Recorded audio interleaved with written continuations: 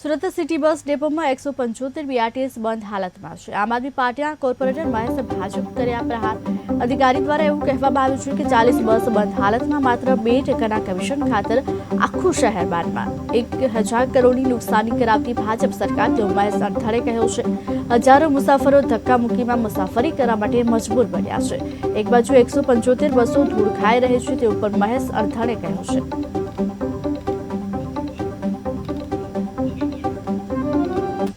અત્યારે કોસાડ આવાસ ખાતે જે પરિસ્થિતિ છે, જે હંસા ટ્રાવેલ્સ કરીને કોઈ એજન્સી છે, માર્કો પોલોની તમામ બસો છે, આ ડેપો પર 175 કરતા પણ વધારે બસો એકદમ જર્જરિત ખંડેર હાલતની અંદર કહી શકાય એ બધી બસો પડી છે।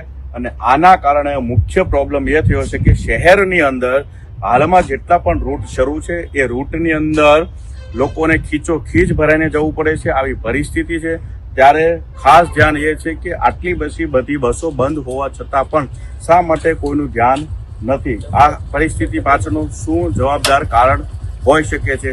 કેમ તંત્રને આ બાબતે કોઈ ધ્યાન દોરાતું નથી?